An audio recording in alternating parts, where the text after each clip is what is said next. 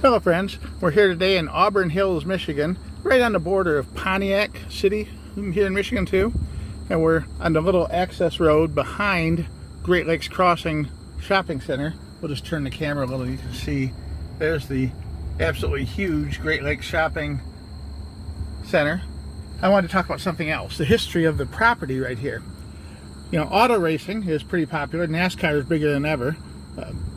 IndyCar racing, Formula One racing, and all those are popular. But before that, every local community, it seemed like, with any population at all, had at least one racetrack where kids, young people, gearheads would go and test out their cars that they built themselves. And one of those places was right here in this field south of Great Lakes Crossing.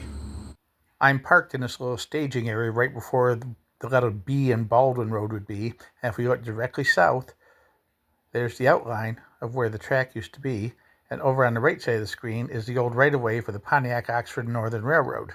And here, a 1960 view, you can see the same curve of the right-of-way of the railroad, and on this more modern view, with a little imagination, you can still kind of see the oval outline around the dark spot right in the center of the screen. Here's a nice, clear, older image of it, and this, as far as I can tell, opened around 1954 or 55, and it was called Lake Angelus Speedway, but it was also referred to as Pontiac Chief Speedway. This is the only photo I could find of it in operation, but I did read that local Pontiac race legend Joey Fair was one of the prominent people who raced there often. This whole area has been modified so much from earth moving, leveling, and such to try and make it useful for what they wanted. The topography of the land and the terrain is certainly different now. I thought it was interesting when I read about it because I'd never even heard of that. And from what I remember, it wasn't a drag strip. It was like a circle track, dirt track racing. A lot of local towns had drag strips too, but the circle tracks were certainly popular as well.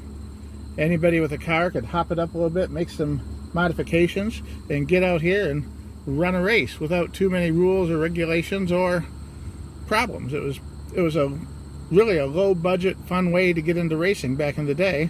You know, car racing in the small towns and local areas has really dropped off compared to what it was 50 or 60 years ago.